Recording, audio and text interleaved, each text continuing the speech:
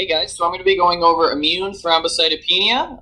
It tends to be a pretty tough patient for the doctors, the nurses, and even us in the blood bank. We're going to just go over a few different areas, kind of what it is, kind of the mechanisms behind it, diagnosis and treatment as well. How do we help in the blood bank, and some future things regarding blood bank on how we're trying to help with the disease. So a little bit of the future, looking ahead. We do have one little study that people are doing, working on diagnosing it. That's pretty interesting. And also a case study, and that's kind of what happened in my hospital that spurred this idea to do ITP. It got me pretty interested in it. We're getting a lot of orders from one of the doctors, a lot of requests, so I kind of want to look into it a little bit further. So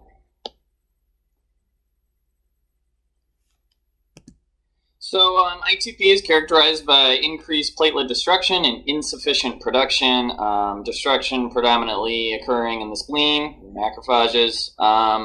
Most recent studies suggest ITP is mostly caused by just autoantibodies and cytotoxic CD8 positive T cells that mediate the antiplatelet response that leads to it. The CD8 positive T cells target megakaryocytes in the bone marrow.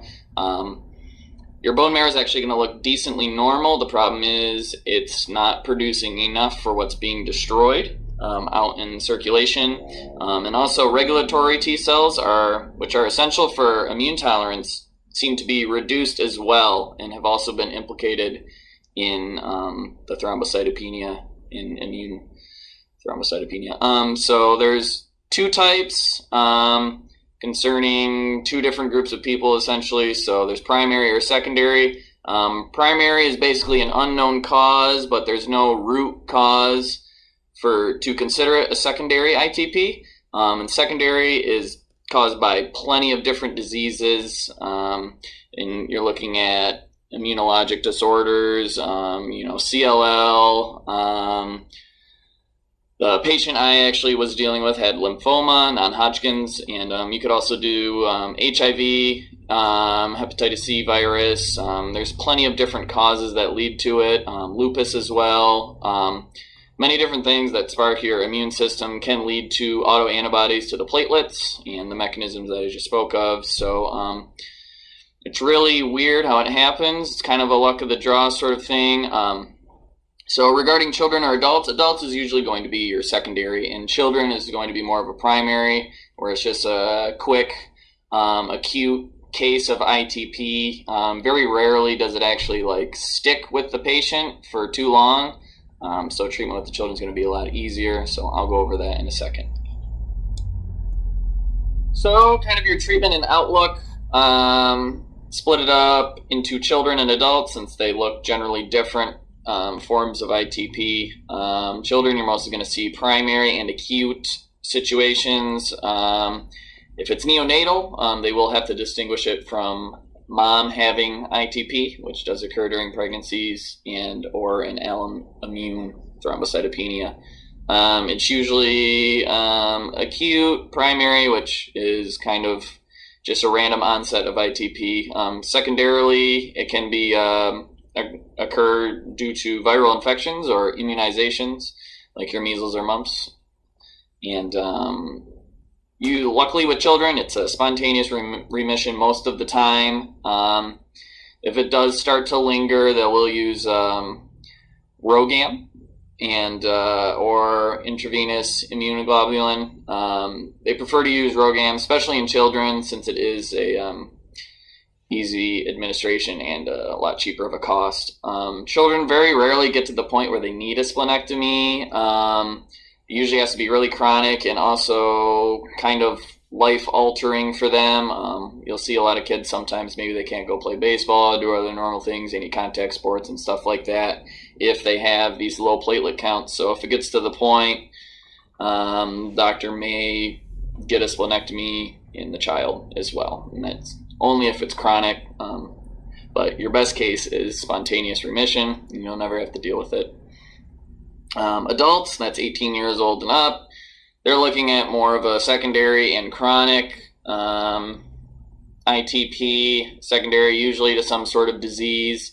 They can get primary as well, and that tends to happen at more of the younger ages. The older you are, usually it's a response to some of those diseases that I mentioned before, like your lupus, your viral diseases, lymphoma, CLL, stuff like that.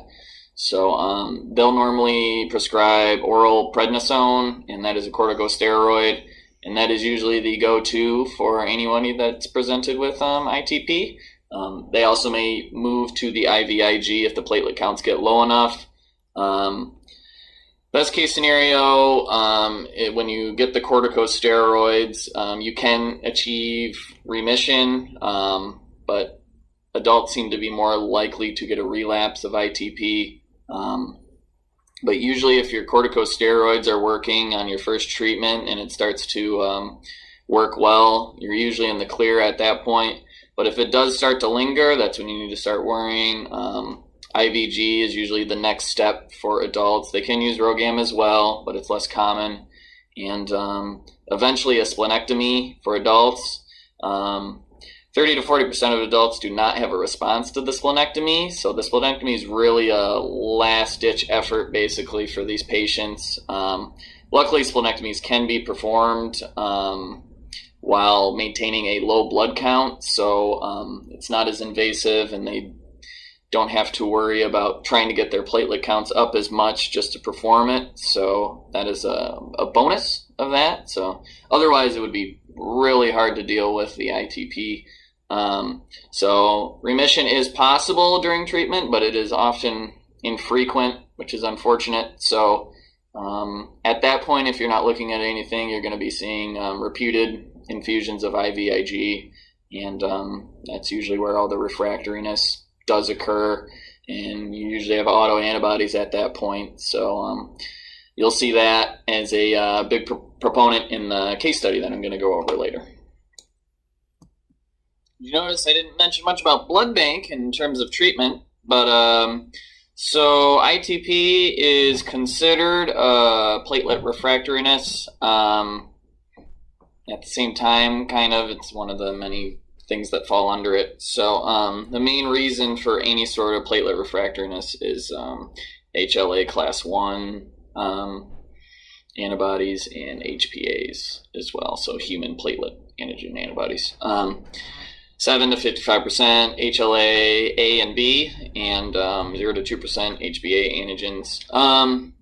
So kind of the timeline of how it works for anybody that's dealing with platelet refractoriness, the doctor will request, we'll start with group-specific platelets, then we'll move on to HLA-matched platelets, and then eventually platelet cross-matching.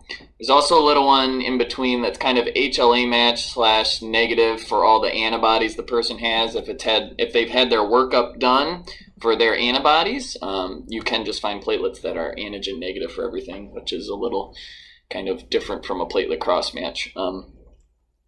So platelet autoantibodies occur in 60% of ITP patients.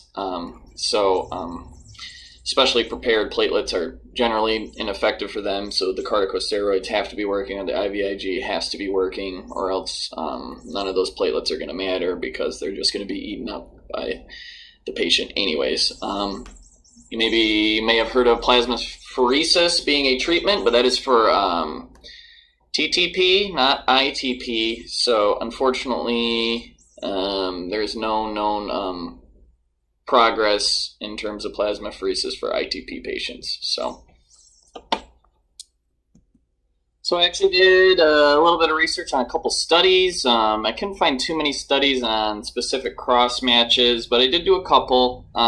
They were both kind of based off of if you could increase the platelets enough, whether it be to a normal amount or to enough to perform a procedure. Say if someone needed to cut the patient open, you would obviously want an adequate amount of platelets. So the first one was a monoclonal antibody solid phase platelet antibody test kit that they used, and 41% of those compatible units produced an increase to avoid spontaneous bleeding.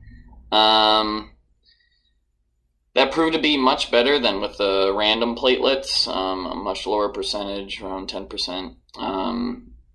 But the main thing there is 41% was an improvement, which is the main point, and that's without just the HLA typing.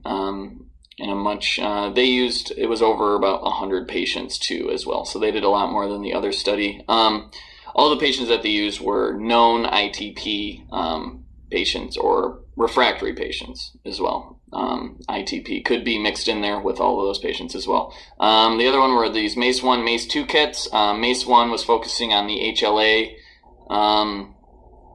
types, and MACE-2 was focusing on the HPAs as well. So they kind of used two different techniques to do one cross match. So 41 out of 44 produced adequate platelet increases, actually. So these seem to be much more accurate on determining if they were actually compatible for each other. So just because it's kind of weird for me to find out that just because the certain type of cross match was done isn't a guaranteed increase or compatibility as well. So it looked like the MACE-1, MACE-2 seemed to be more accurate. Obviously, they did a lot less patients, but platelet increases looked to be much better in that aspect. The weirdest thing about cross matches is that other places use different types of cross matching. I was unaware of that going into this, and I kind of got curious to what Red Cross, my hospital goes through Red Cross, so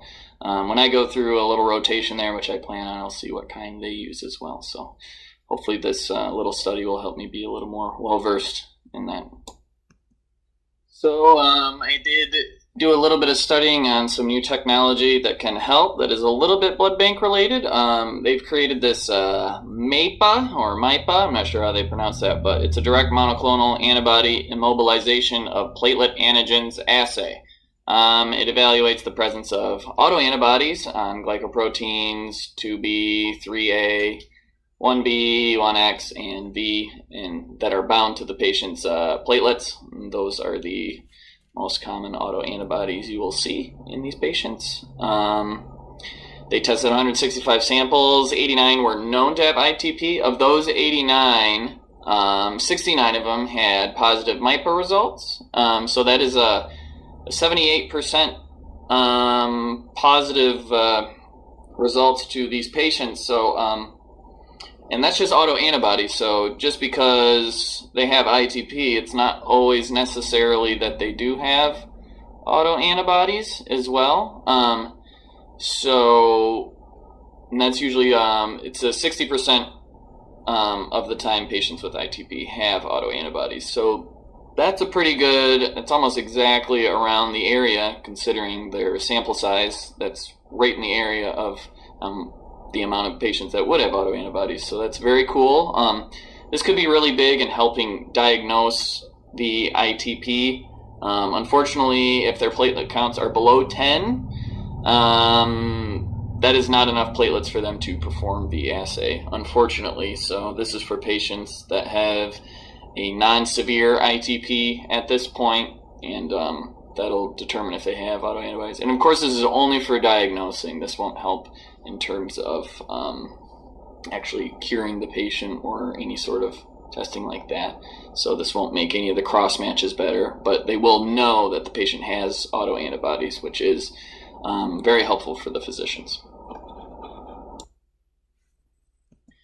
Okay, so on to the case study. At my hospital, we were presented with a 69-year-old patient. He had a history of non-Hodgkin's lymphoma. He came to our ER. We gave a platelet count of 1. They decided to give transfusions of random platelets. These seemed to not help the counts at all. The highest he ever got up was 20 on one of them. And I guess that might be a little errant from our hematology analyzer, but that's as high as it got, and it went straight back down. He was hovering mostly from 1 to 3 throughout his entire stay. At one point, we did start giving group-specific platelets. It was on day 14. He had been there a little bit. Doctors suggested those. Those did not improve anything. He still stayed at a count of 1 when we gave him those platelets, and never got up to more than 3 until he left NSA. During that time, they had diagnosed him with secondary ITP. IVIG and corticosteroids were given during the first stay. Those did not help his refractoriness at all, and it did not increase his platelet counts. So subsequently, he was ended up shipping out to a different hospital where they ended up performing a splenectomy as well. So post-splenectomy, he returned back to our hospital with some massive platelet counts of 999, 709, 528, 378, kind of stabilized off. And he was, and those were over the next month. So he was sitting pretty in terms of platelet counts. Then a month after 378, he returned to our ER. We hadn't done a platelet count on him since. And he had a platelet count of 3. It was later determined he did have a tumor in his gut, and that's it possibly could have been spread from his lymphoma that he previously had and probably still had, and is probably the cause of the ITP returning, which is unfortunate. They returned to giving him prednisone, the corticosteroid, IVIG. He was still taking a Rituxan drug, which is useful for ITP and the lymphoma. It is a treatment for the lymphoma.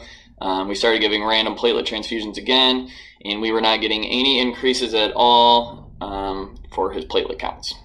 They all remained around 1 to 3, same thing as it did the first time we had him. So after a month of just the corticosteroids and randoms, the physician requested cross-match platelets. So we did a full workup on the patient through the Red Cross to check for the HLA type and did an antibody ID workup to see which antibodies you had. So that way they could make better selections when cross-matching and find units quicker. So the cross-match platelets were then transfused over the next 2 weeks, twice a week. We did not see any increase at all, really. Nothing got up higher than 3 during that time.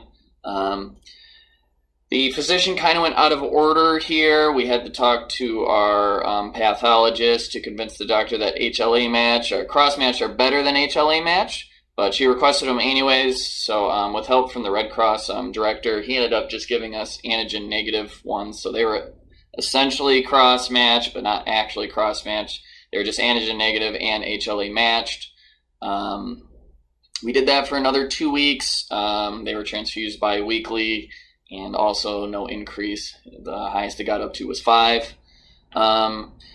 With the tumor in his gut, they were unable to actually perform the surgery to remove it, and that was causing the bleeding. So without the platelets being increased enough for them to perform the surgery, going into the gut is a dangerous area, lots of bleeding. We basically ended up just giving random platelets during that time for the next couple months. They tried IVIG, that wasn't working, corticosteroids, still doing nothing. And eventually he did pass away, unfortunately.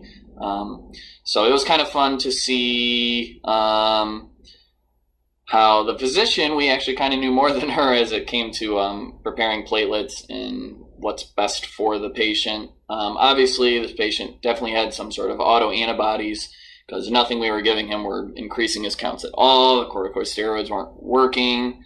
Our technical specialist was really trying to push to get plasmapheresis done, but with no scientific evidence of that being a helpful case for ITP, physicians were unable to do it. So the patient ended up passing away, unfortunately. So in summary, I did not find as much blood bank stuff as I would have liked. I just got to learn a little bit about cross-matching, how there's different techniques regarding us, but it is nice to learn about ITP and how tough it is for the physicians. It's kind of a waiting game and a crossing your fingers sort of thing, hoping that corticosteroids work. Unfortunately, with autoantibodies creating most of the problems, we're kind of out of our helpful abilities at that point with only being able to give cross-match compatible and HLA matched. But if the patient's destroying the antibodies once it's inside of them anyways, it's really not going to help too much. But it was interesting to read about it and to see that they are doing testing for autoantibodies, so hopefully that can make the diagnoses quicker, if they can find it quicker to see if they have autoantibodies. So that way they can get to the corticosteroids quicker, possibly, or find the underlying cause quicker. Obviously, with our case study, we saw that the underlying cause was the main issue there with his non-Hodgkin's lymphoma, the fact that it spreaded, and it caused a reoccurrence of it. So he had a relapse of it because he had another tumor that they found out. So, and that led to more ITP. They were unable to get rid of the tumor.